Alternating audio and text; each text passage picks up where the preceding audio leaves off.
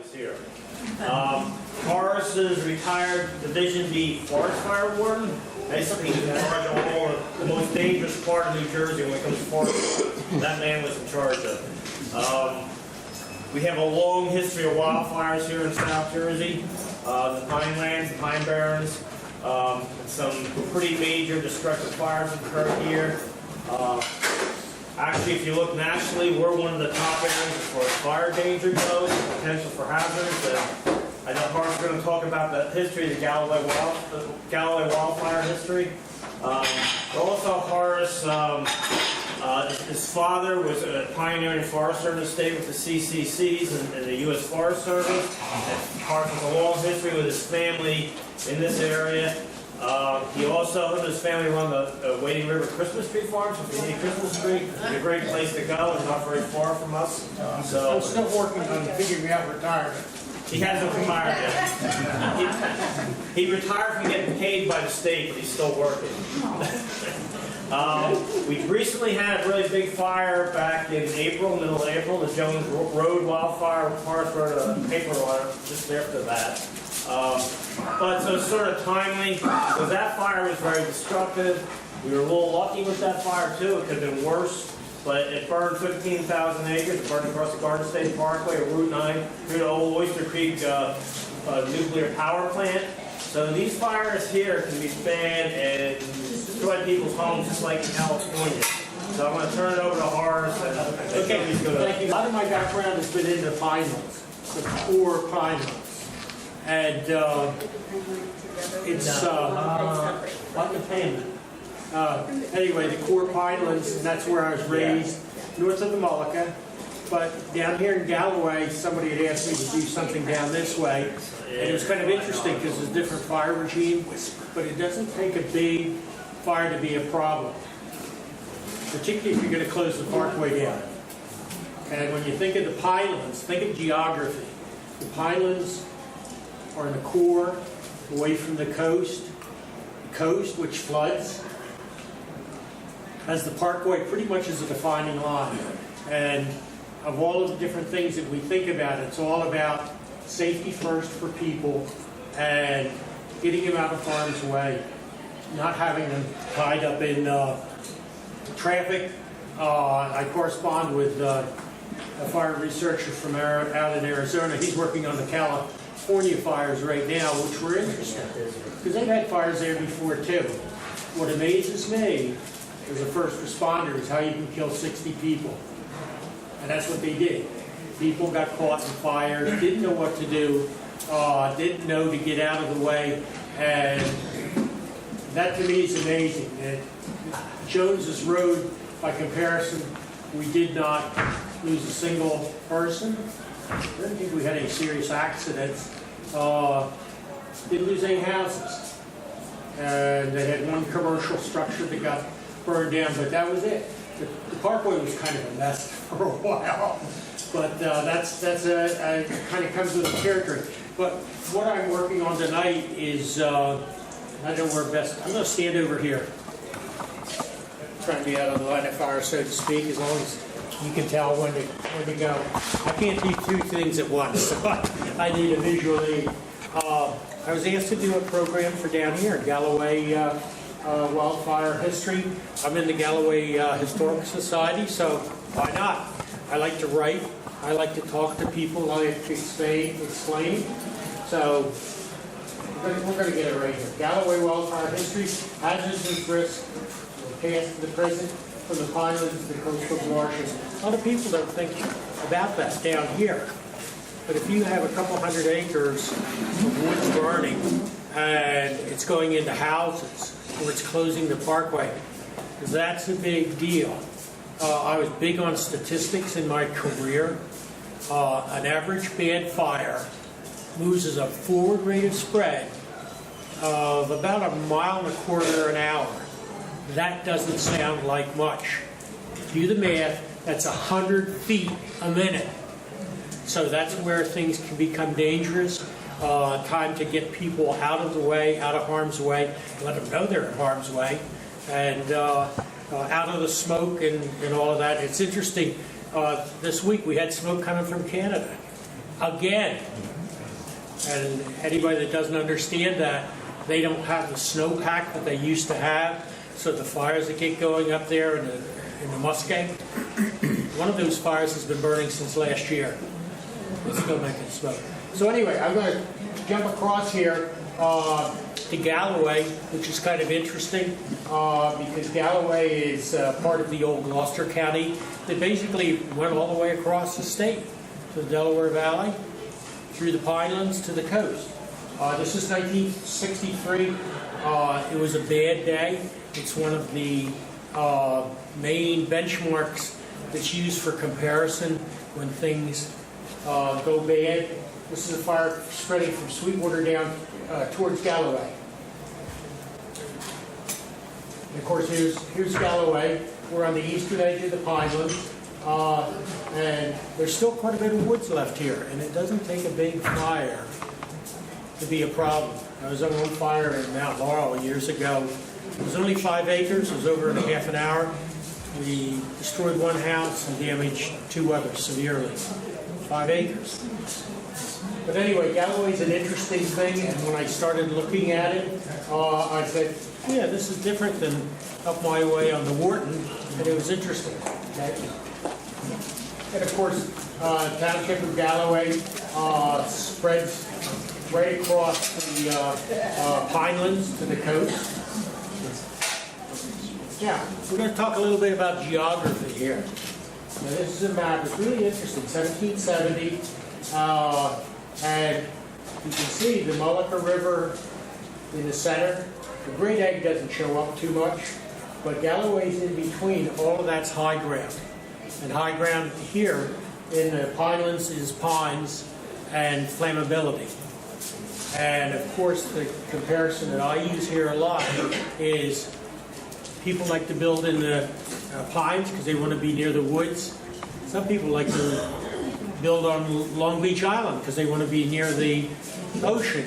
And the comparison that I see, and it's just throwing in my emergency management slant, is they're both related to the weather, and they both affect people and property. Trees will come back. The main thing is to protect people and property in that order. Okay. Now this is another interesting map, 1776 map of the country around Philadelphia, including, or you can read it. And it does not show real well here, unless you get close. And obviously, here's the shore and all the inlets, most of which are still there, or at least use the same names. But here, there's this big area running up. Here's Delaware over here. Sandy, barren deserts. So it's been a factor that there have been fires here before, that it's affected the cover. But the thing that we're doing now is we're building among it. I found that a very interesting map in terms of how things can continue from the past into the present. Okay? And the other thing is, what starts fires? Well, prehistorically, lightning did. I'll digress real quick. Where is the first war down this way? Was it the Revolutionary War, 1812? Something before, French and Indian? No, the mythology of the Native American, the Lenape, was one of the first, I'll say Indians, but that's not a correct term today, came across from Siberia over the land bridge through Alaska, and they're used to seeing trees and what have you. Now, 20,000 years ago, which isn't all that long, but it seems like a long time, there was still an ice age in North Jersey. This was all tundra. There were no trees here because, kind of like the subarctic below Alaska, it was tundra. And today we have fires in Canada. Back then they had fires. But one of the interesting mythologies, and this was from a fascinating book on the military history of New Jersey, Europeans didn't bring warfare here. The Native Americans, when they got here in this tundra, said, what are we going to do with this? There's no woods. It was all basically tundra, and it went offshore about 70 miles because sea level was so much lower. And they had mastodons and woolly mammoths and big bison and stuff running around. And whenever you look at mythology, there are parts of it that have truth. So the Native Americans are here and trying to figure out, hey, we just moved here. Where are the trees? Well, the Great Spirit, and there's a big long Indian name that goes with it, he comes down and says, you're the new people in town. I created this area for you. But I also created the woolly mammoth and the mastodons and all of the big animals that ran around in the Pleistocene, the Ice Age. They went running amok and destroyed all the forests. So the Great Spirit turns to the Native Americans and say, we're going to solve this problem that I didn't realize I created. We're going to make war on those big animals. And I'm going to come with my lightning bolts and attack them. You're going to help me with your spears, those big Clovis-pointed obsidian spears. And we're going to get the lesser animals. We never had a definition of what the lesser animals were. We're going to make war on those to get rid of them. So then the forests can come back. So they made war. And there's a couple of very interesting things that come with myths that can go into facts. So they had this big battle all across the tundra, and he's throwing lightning bolts. Other people were using spears. I don't know what the lesser animals were doing. Maybe the beavers were chewing their legs off. But they had this battle. And part of it was interesting because what happened after the battle? All of these huge bones from those big, gigantic animals went down into the soil. And anybody that knows any of the geologic history, particularly in New Jersey, realizes that if you get over into the Delaware River area, you have fossils being found. The first dinosaur in this country was found in Haddonfield, duck-billed dinosaur. And this is where the Native Americans are saying, well, here's a deer, here's a rabbit. What is this big leg bone that's sticking out here? And so they kind of associated this with the battle. But then the last one, which I absolutely love to spring on my friends with ocean spray, is that the blood from all that battle went down in the ground, into the muck and the mire, along with the bones. The Great Spirit comes along and said, I'm going to do some good with this. I'm going to create cranberries. And my wife worked in cranberries for a while. I know a lot of the cranberry people. And I said, Ocean Spray ought to come up with a Mammoth Blood brand. That didn't fly. But anyway, we're going to keep on going here. But people were starting fires, but before that there were lightning fires. The other thing that happened as you got into the industrial era here, you had bog iron furnaces, you had people making charcoal. They started fire in many different ways, and it became so common that people became like, oh yeah.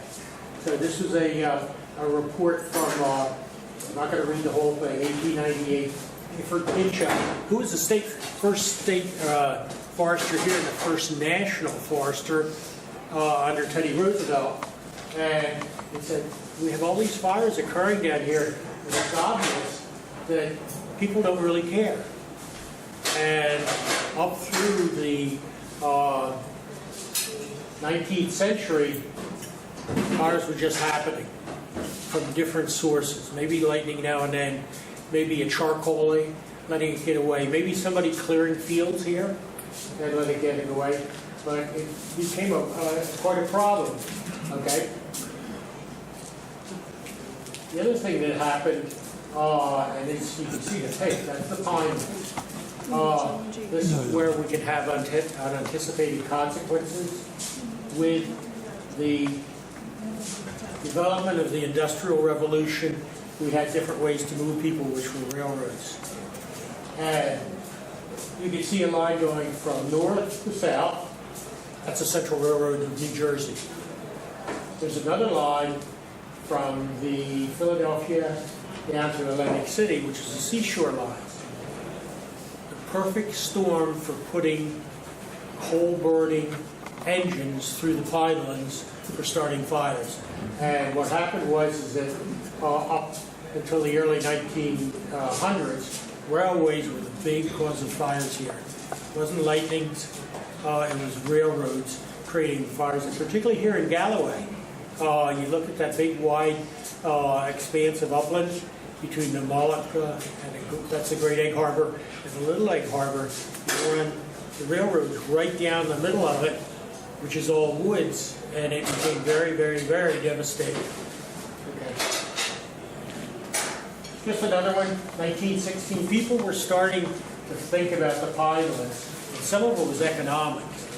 And the state geologists used to write really neat annual reports, because what they're looking at is saying, what can we do to get money and benefits out of the land, the water, and what have you.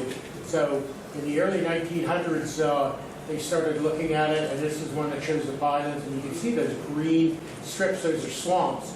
The reality is they won't stop a fire in the right day. If the parkway won't stop a fire, a little cedar swamp will. So that's a part of our fire regime that we've had over time and has affected this area. The other concept I'll throw at you is the idea of fuel corridors for wildfire spread. And again, if you think about fires, predominantly with a west wind, predominant spring wind blowing from the west to the east, and you have a lot of woods there. There's going to be corridors that will follow, and in this, it's kind of interesting. One of the mayors brought this up, and he said, well, the fires tend to come across the pylon. This is the Wharton Forest. But here's the Moloch River. The floods tend to come in. So you could have a floodplain going one way with an east wind from coastal storms, and you can have fires coming the other way. And it's an interesting concept that when they created the Pinelands Act, which was a great thing, they preserved a lot of open space, and that's fire prone, and we're still learning how to live with it the way people are living with LBI and coastal flooding there. And as a former zoning officer, I've already had people post Sandy say, I'm not going to worry about it. Oh, it moved on by the time that happens again.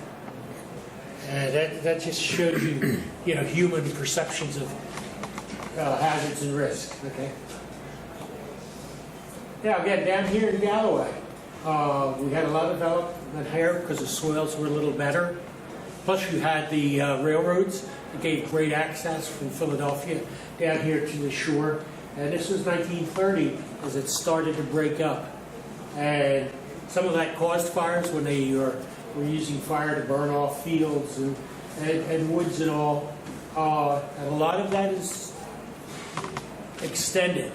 But here in Galloway, there's like a two-edged sword here. You have development, but you also have remaining forest areas. The other thing a lot of people don't think about is the tide marshes. This is on the Moloch River, and things change over time. Most people are aware of foxtail reedgrass, Phragmites reedgrass, that's taken over more and more and more of our wetlands. Some areas, like on the left, a meadow, that's salt hay in the winter. When it dries out, it'll burn. On the right is Phragmites. I've done a lot of research in terms of fuel loading and fire behavior. The average loading of reedgrass is 20 tons per acre of available fuel, which is about the same amount as in the pinelands. The pinelands, you don't burn all the trees, you just burn the brush and stuff. So that's something that's happened along the coast, along some of our major rivers. In some places, they put in lagoon development, and the next thing you know, you got Phragmites around it.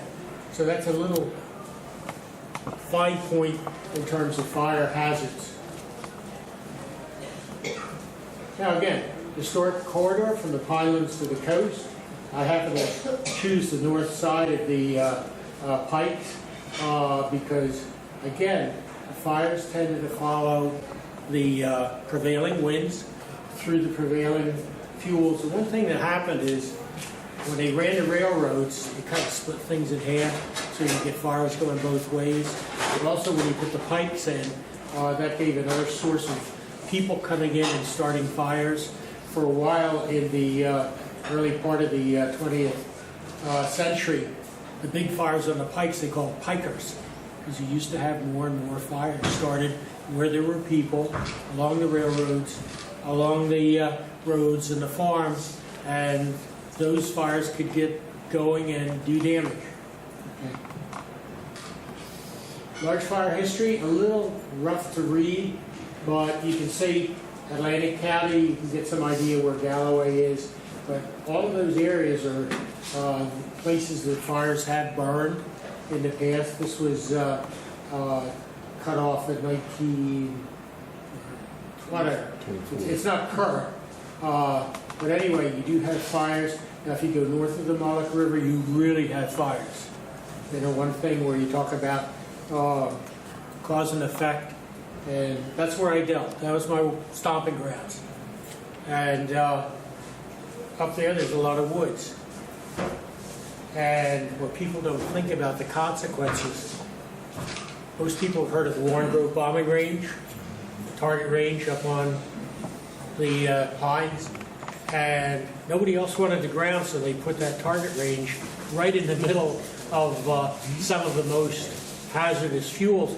Now, for a while, it was a big problem, particularly when I was first started. We were getting big fires come off the range because they used practice bombs with Sparta charges in it. They used tracers, they used rockets, all these good things in the middle of 7,000 acres that wanted to burn. And one of my remembrances that I look fondly back on as a fire warden, we're different than a fire chief. Fire chief puts out fires. Fire wardens, we do cause and origin and prosecution. A little different animal. And we had one particular fire that came off the bombing range, and nobody was killed. I don't know whether we burned any houses or not. But when we got done, and I got to be very good at finding military ordnance. The base commander did not like me. Oh, we found another bomb. It's one of ours. It started this fire that burned in a little leg. And I always remember, in terms of employment, sending the bill to the Air Force, and it was about $500,000. And, okay, they could afford that. But then one day I got a check in the mail to the state of New Jersey for $500,000. This is one of those things about things you remember.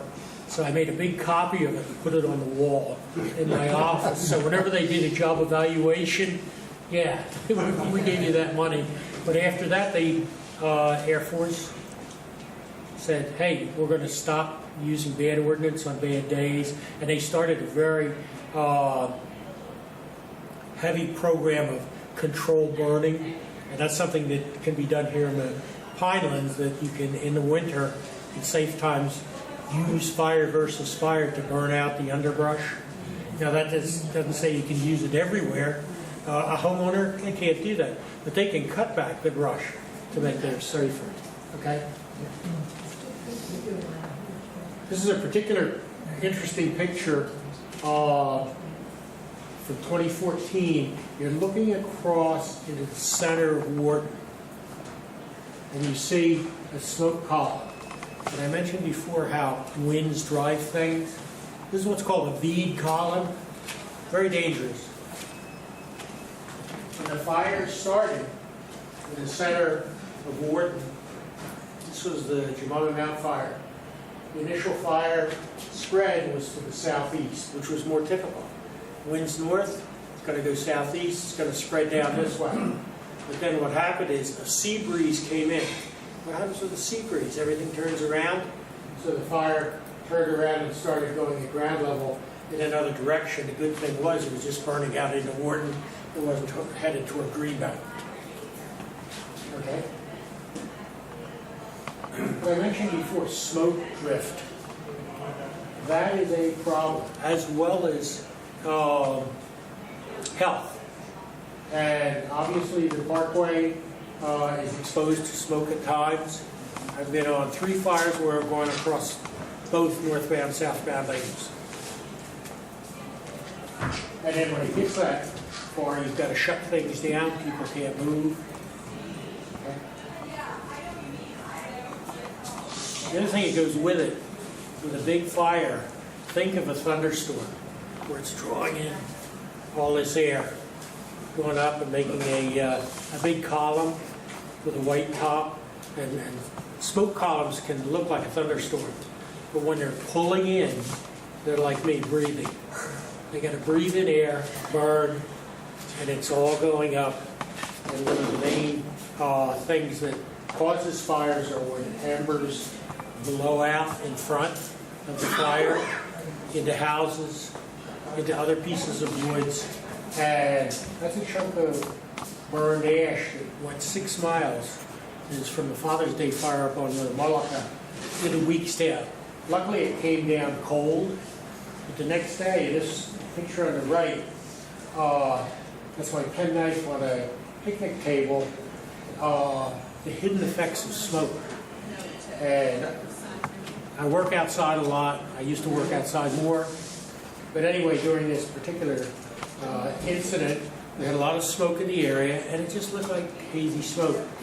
And it was a warm day, and I went out to my fields, and I said, I can't work in this.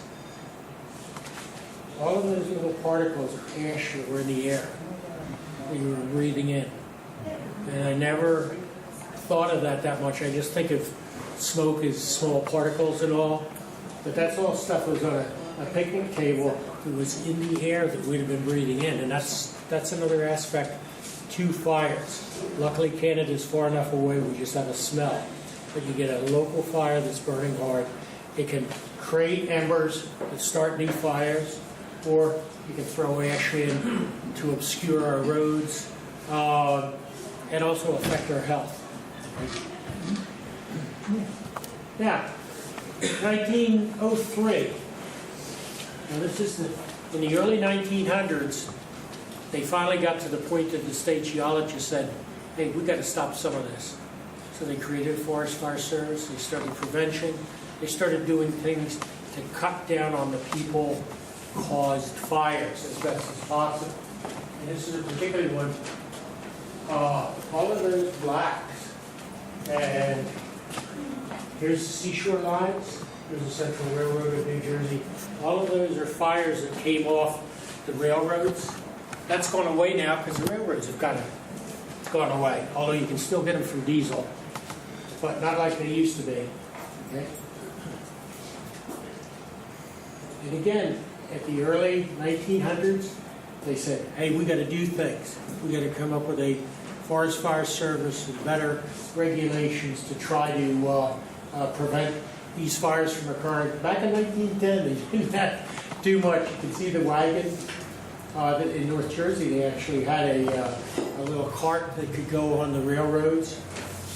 The weird triangle thing in the center was an early fire tower, and that was intended for the rural postmen in their routes.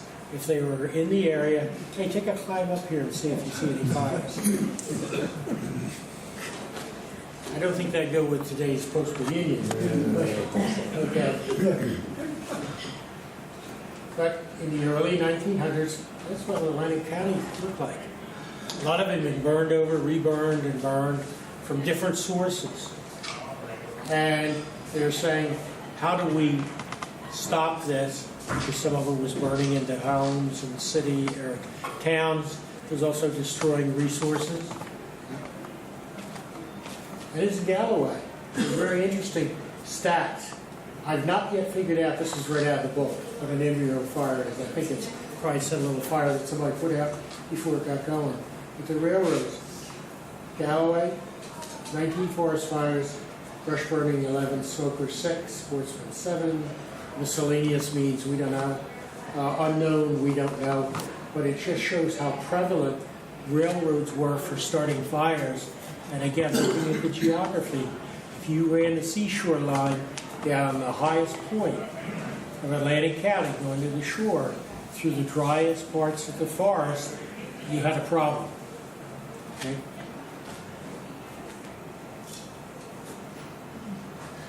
And initially, they did not have much in the way.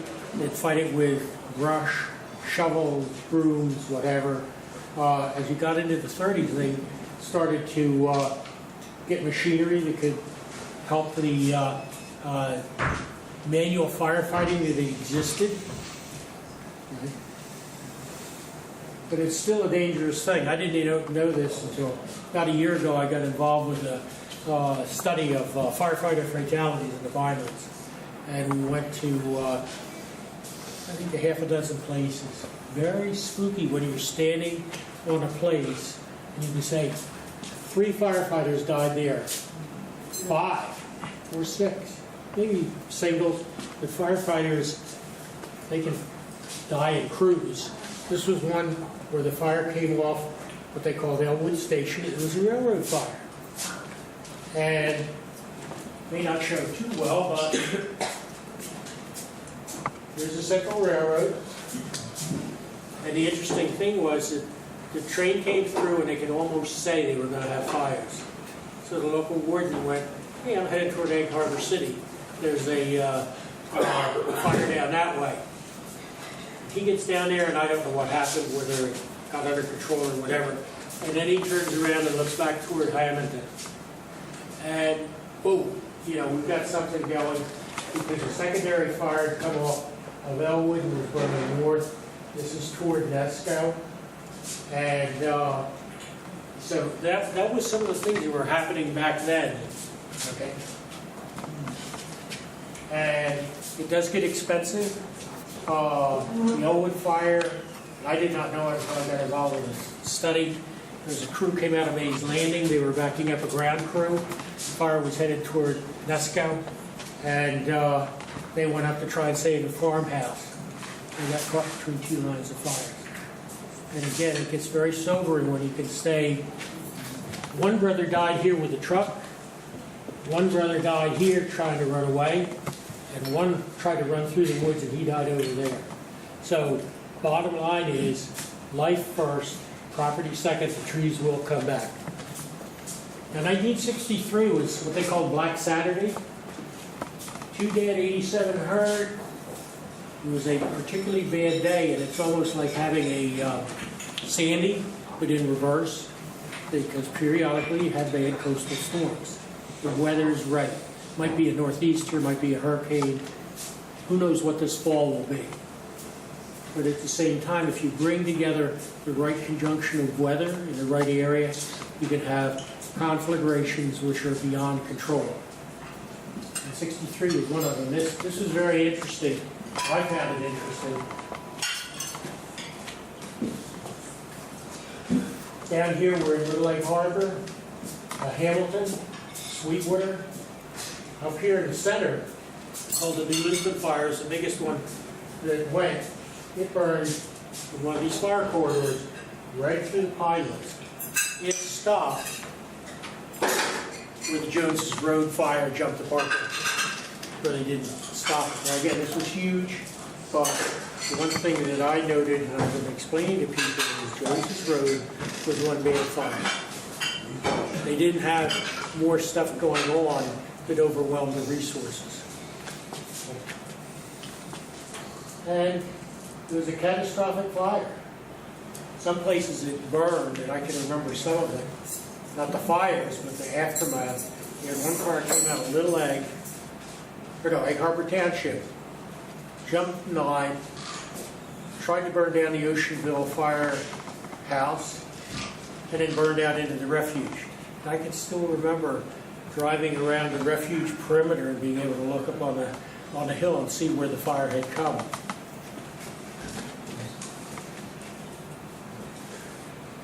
Sweetwater, Atlantic Canyon. That was back then. The other thing to think about is how many homes have been built since 1963? Now I'm getting up on my soapbox. Pardon me. But you can see smaller fires with greater destruction today. And I use the example of California. They've had fires from the Santa Ana winds for years out there on the hills. But this year they killed a lot of people. And I think there's only 8,000 acres burned which doesn't, it sounds like a lot, but it's not a lot when you're thinking of California. Okay. 1965, this is more stuff. Oceanville, and there's still a lot of woods left along the line. Trains, a little sidebar, trains used to be a big deal. They burned charcoal, coal, whatever. They blew embers out, and up until the early part of the 20th century, they were a big deal, particularly down here where you had the Central Railroad, as well as the seashore line. And someone was talking to me earlier, there was a short-lived Brigantine Railway that ran out to Brigantine Island, and it didn't last long enough to start a lot of fires, but again, you went through woods, went across meadows, and I just throw that in for local interest. And if you haven't heard of the Brigantine Railway, it's worth a look. It's something that didn't go to the point that that island was developed the way Absecon was, because the railroad couldn't survive. Now, in the early part of the 20th century, they got serious on forming fire prevention. Fire companies were just starting to come in rural areas, but they set up an area or an organization, the Forest Fire Service, that I was associated with for 30 years, where they had wardens, and they were to write permits, deal with offenders who people started fires, and generally respond to things. Okay? So this is the beginning of it. And a big organization in the 1920s, they restructured the Forest Fire Service the way it pretty much is today, where you have divisions, sections, districts.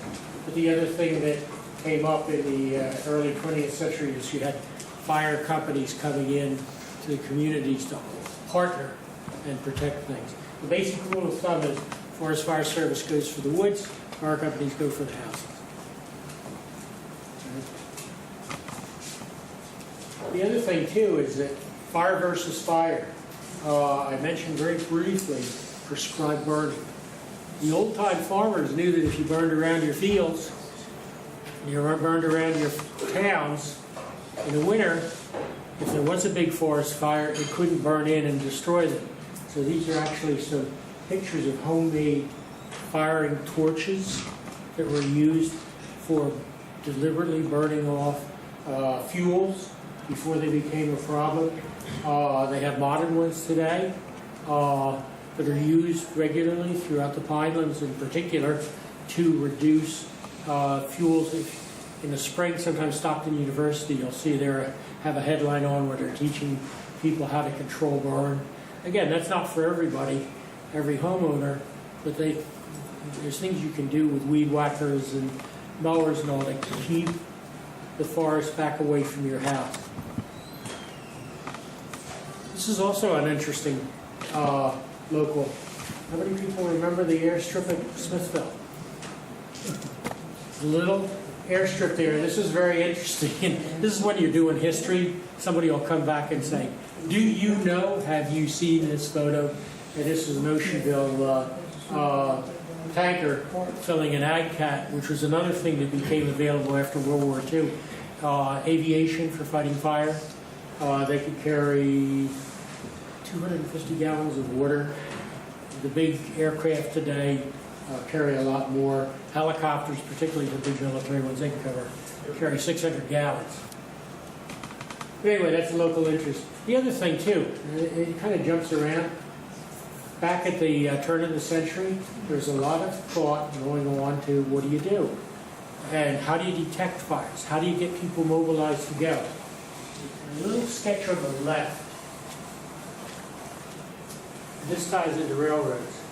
Egg Harbor City, Tuckerton, and Speedwell. They tied in with the railroads. They all had telegraph lines along them to go to the different stations. And they would have people go up in a high steeple, say, Egg Harbor City, see a smoke. They would telegraph the station master in Tuckerton and said, you see that smoke? And if he says yes, now again, this is not GPS you know, down to the square foot. But they could say, hey, we see a fire out there, and we could also use the telegraphs to alert the crews to go out and do something about it. But the one I love on the right, the Keytown Fire Tower, that metal structure next to a mobile home park or wherever it's at, that's the original one. It's wood. And if you look down at the bottom, believe it or not, you're looking east from the White Horse Pike. No, on the pike. From the tower. And that's changed. So things change over time. But I love that. That's neat. It's a kind of combination of things. And people say, is that the pike?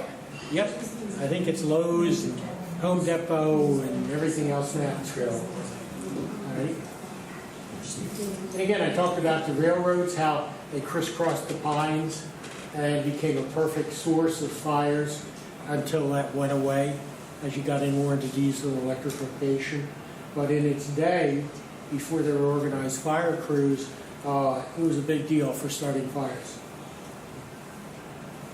And they actually had a regulation back then that the railroads were required to maintain their right-of-way and keep it back, so if you had sparks landing on the side, it wouldn't start fires. And this gets into a little bit of bureaucratic history. The railroad said, we can't afford that, so they went to court and said, we're not going to pay that anymore to have that done. So the law was overturned, and then started having fires again. But they were happy they could keep their money. But anyway, that's a railroad roadway up in Browns Mills. You see how they've been cleared back. Would it prevent every fire? No. But would it prevent a lot of them? Yes. And the other thing that happened was the beginning of prevention posters. And I talked about that one here before. What can you do to teach people to be safe? Because the turnaround is going to be the people start them, the people will be most affected by them. Okay. And these are two forest fire ones, but the one on the left is in particularly interesting to me because it reflects on the immigrant population that was swelling here, particularly for agriculture. So they printed it in 1, 2, 3, 4, 5 different languages so that people who are new to the area don't do this to start fires. But that's a fascinating poster. I love it. Okay. Now, to this day, we do have wildlands left here.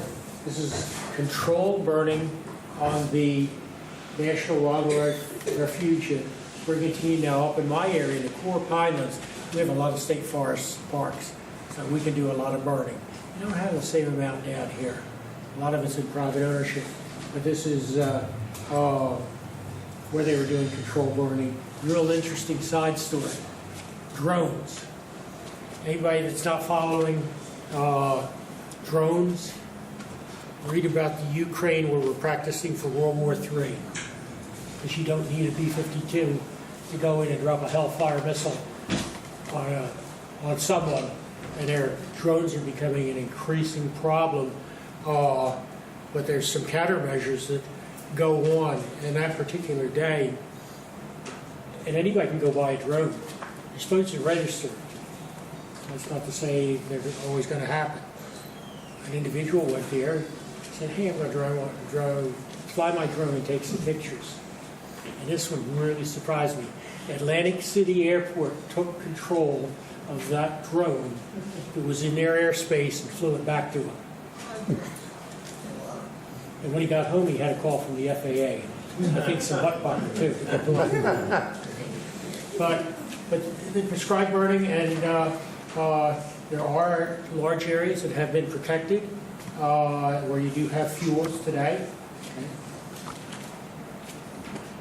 Port Republic, they have a smaller amount. They do some burning up there, but there are still areas where you have a lot of fuels that can burn, and they're near people and property. And this was at Stockton, and they see that in the springtime where they do training and get the word out. Some of it can be, what can you do to burn on the refuges and the state parks? But then hopefully people will also say, well, I can't do burning like that, but you can do trimming of the pine branches so they're not right up against your window or wall.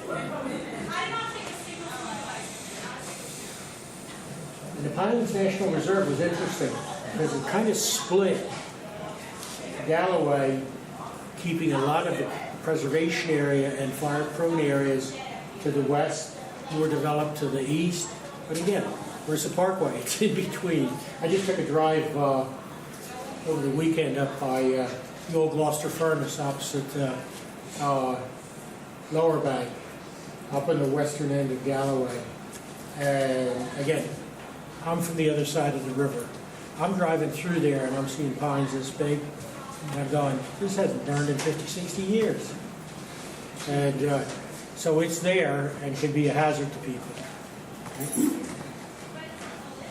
Fire setting used to be more of a problem because anybody who read about Jones's Road and some of the other ones recently saw where people had been apprehended in doing it and causing fires. It could be accidental. One of the interesting cases that I was involved in, of all of the cases, we had one, April? We had an individual, now this is up in Ocean County, but he used to live down here, so we don't know what he did down here. He lit 40 fires in a month. Luckily, they were all small. He picked a wet year. And let's see, what did he say when we arrested him? Don't tell my mom. 27 years old, don't tell my mom.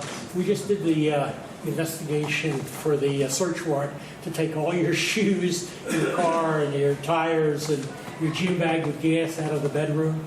But what happened was in the mid-90s, there was a desire politically to change the arson laws. Now, English common law said you could burn your barn, but if you don't claim insurance, it's not arson. If you claim money for it, that's arson. This is a little bit of the legalese. But setting the woods on fire wasn't that big a deal under the old laws.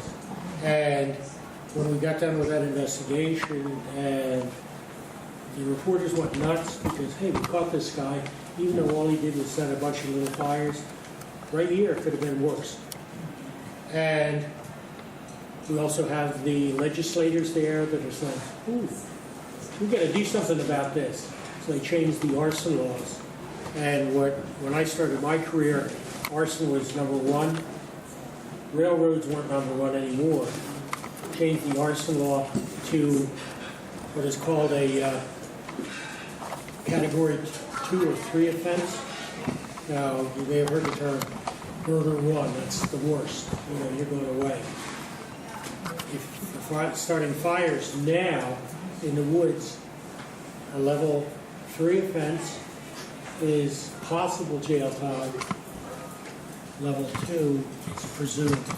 And it had quite a dampening effect on people who used to start fires. And I just saw the stats the other day that intentional fire setting was now way, way, way down, not number one anymore. I think we have more lawnmowers starting fires. Anyway, but that's where things change over time with people. The other thing that really has become a kind of a catchphrase is the wild-human-urban interface. It's basically where you take houses, put them in the woods, and they're at risk.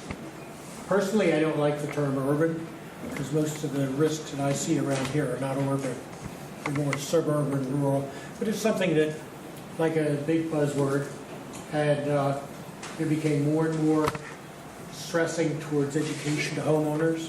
What can you do to keep your property safe in the event that the woods around it are on fire? And again, I'm going to go back to the parkway. It's a big dividing line between the Pinelands and the coast. It's a made road for access for fire rescue, emergency services, law enforcement, evacuations. When you smoke that, you can't evacuate people and you can't get fire trucks in. So I keep coming back to the interesting factor that's got more into my mind down here is that something affecting the parkway is having big-time effects. My niece was trying to get home on Jones's Road, southbound on the parkway. The smoke was really thick. People were turning around and reversing their travel north on a southbound lane. Luckily, nobody got killed, but there are a lot of hidden hazards and risks that go with it. And again, I do a lot of my work with Galloway Historic Society.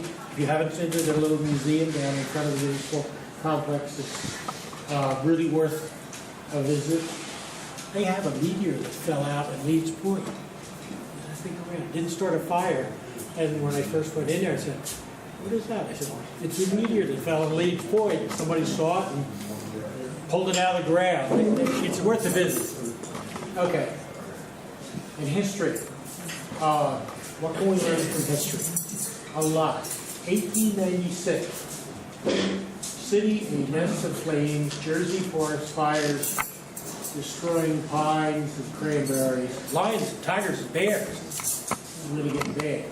Egg Harbor City in the center of a circle of blazes and under clouds of smoke, houses and burned, etc., etc.